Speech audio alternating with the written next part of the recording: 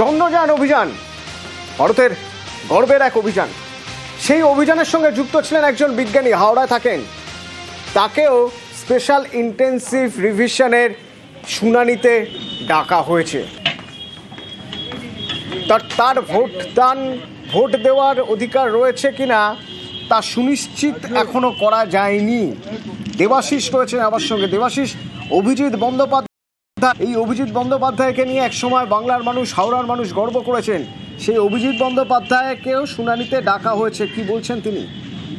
দেখো, শুধু হাওড়া বা বাংলার মানুষ নয়, ভারতবর্ষের মানুষ এবং কি প্রধানমন্ত্রী তিনিও কিন্তু এই অভিজিৎ বন্দ্যোপাধ্যায় সহ যে বিজ্ঞানীরা কাজ করেছিলেন তাদেরকে বাহবা দিয়েছিলেন, তাদেরকে সম্মান দিয়েছিলেন। আর সেই বিজ্ঞানীকেই আজকে তার ভোটাধিকার, তার ভারতের নাগরিকত্ব যাচাই করতে হচ্ছে লাইনে দাঁড়িয়ে সাধারণ মানুষের সাথে।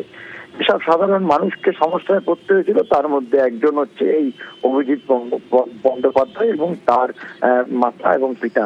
তাদেরকে প্রমাণ করতে হবে তারা উত্তর হাওড়ার বাসিন্দা। তাদের দেওয়া এসআইআর ফর্মের সাথে দেওয়া নথি সেটি কিন্তু সঠিক নয় বলে মনে করছে নির্বাচন কমিশন, আর তার জন্যই কার্যত তাকে ডেকে পাঠালো।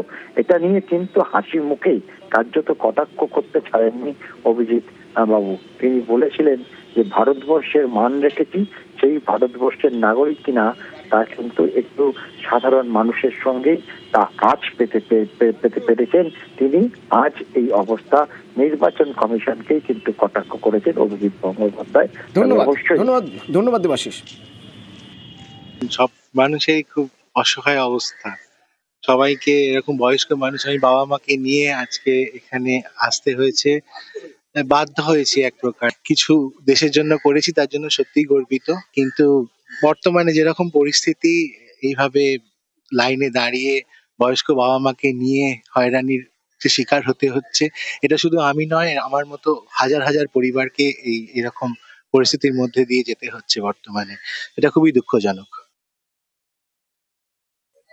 ছেলে বড় হয়েছে তো কি হবে, কিছু করার নেই, যা করাচ্ছে তাই করছে। বললো 2000 টাকার নোট অচল, লাইনে দাঁড়াও, কত লোক মরলো, আবার এই করলো। যারা আমরা পেনশন পাই, আমরা বহুদিনের লোক, আমাদেরই অস্বীকার করছে যে তোমাদের নাগরিকত্ব থাকবে না।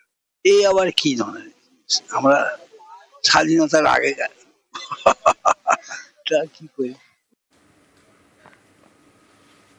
ওদিকে উত্তর দিনাজপুর চাকুলিয়ায় বিডিওর অফিসে ভাঙচুর। কেন না, হয়রানি হচ্ছে। এই হয়রানি আর নেওয়া যাচ্ছে না, এই অভিযোগে দেখুন বিডিও অফিস থেকে আসবাবপত্র বের করে নিয়ে এসে ভাঙচুর করা হচ্ছে। তছনছ বাংলা সহায়তা কেন্দ্র, সেখানেও আগুন ধরিয়ে দেওয়া হয়েছে।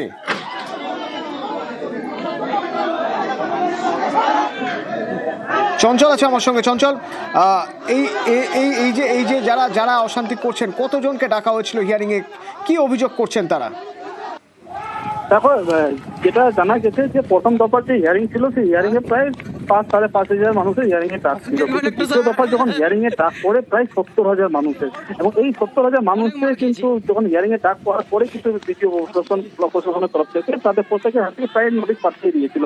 কিন্তু ক্ষুব্ধ এই জনতার কারণ হচ্ছে যে এই যে হিয়ারিং, এই যে প্রথম দফায় যে হিয়ারিং এ এসে যে হয়রানির শিকার হয়েছে, তার পাশাপাশি যে আরেকটা সবচেয়ে গুরুত্বপূর্ণ বিষয় হচ্ছে এই যে এলাকা, যে চাকুলিয়া যে বিধানসভা এলাকা রয়েছে, এই বিধানসভা এলাকার বেশিরভাগ যে মানুষ রয়েছে তারা কিন্তু পরিযায়ী শ্রমিক রয়েছেন, এবং এই পরিযায়ী শ্রমিকের পরিবারের একাংশরা কিন্তু তারা এখানে এসে বিক্ষোভ দেখিয়েছে যে এই যে হয়রানি হবে, এবং হয়রানির অভিযোগ তুলে কিন্তু তারা বিক্ষোভ দেখিয়েছে। আজ সকাল থেকে প্রথমে রাস্তাঘাটে টায়ার জ্বালিয়ে বিক্ষোভ করে, এখন একাধিক চাকুলিয়া থানায় একাধিক এলাকায় রাস্তা অবরোধ করে বিক্ষোভ দেখায়, এবং ধীরে ধীরে যে পরিস্থিতি একবারে উত্তেজনা উত্তপ্ত হতে শুরু করে, এরপরে কিন্তু সেই আজ গিয়ে পরে এই গোয়ালপুকুর যে 2 নম্বর ব্লক যে বিডিও অফিস রয়েছে, সেই বিডিও অফিসে, এবং বিডিও অফিসের চত্বরে যাওয়ার পরে কিন্তু প্রায় শয়ে মানুষ কিন্তু সেখানে গিয়ে বিক্ষোভ দেখায়। তারপরে কিন্তু উত্তেজনা ছড়িয়ে পড়ে, এরপরে ভাঙচুর এবং বাংলা সহায়তা কেন্দ্র যে রয়েছে সেটিও কিন্তু আগুনে জ্বালিয়ে দেওয়া হয়, এবং এই গোটা ঘটনা নিয়ে কিন্তু একবারে ধ্বংসস্তূপে পরিণত হয়েছে গোয়ালপুকুর বিডিও অফিস।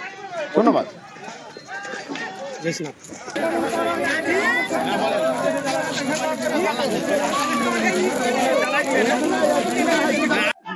तो देख रहे हैं दोस्तों, एसआईए पर लोगों যারাই করলো এটা ওরা, আমি বলবো যে ওরা ইচ্ছাকৃতভাবে করেনি, ওদেরকে হয়তো কেউ বলেছে, উস্কিয়েছে বলে এটা করেছে।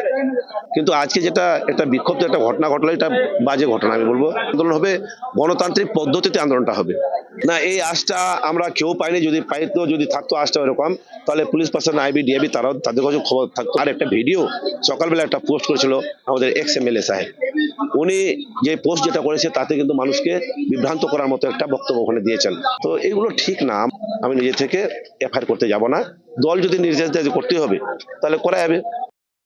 সব কাজ চলছে স্ক্রিপ্ট চলছে, এগিটেশন দিক থেকে যাচ্ছে, কাজ মধ্যে কোনো গাফিলতি হবে না। আমরা টেক আপ করেছি at the highest level of state government, আমরা চিফ সেক্রেটারির সঙ্গে টেক আপ করেছি, ডাইরেক্টর জেনারেল পুলিশ সঙ্গে টেক আপ করেছি। ল অ্যান্ড অর্ডার যে আছে স্টেট গভর্নমেন্ট দায়বদ্ধ আছে, ওরা বলছে আমরা সব অ্যারেঞ্জমেন্ট করবো for safety and security of all the persons who are involved in SIR. আপনারা কি ল এন্ড অর্ডার নিয়ে সন্তুষ্ট? কারণ যেভাবে ভিডিওর ঘর ভাঙচুর হচ্ছে, এটা তো একটা স্পোরাডিক ইনসিডেন্ট আছে না, রোজকে তো হলো না। একটা বিডিও অফিস হয়েছে যখন আছে, আমরা দেখবো তদন্ত চলছে, ইমিডিয়েট তো কেস রেজিস্টার হয়েছে, অ্যারেস্ট হয়েছে, সব হয়েছে, কাজ চলছে, আমরা দেখবো।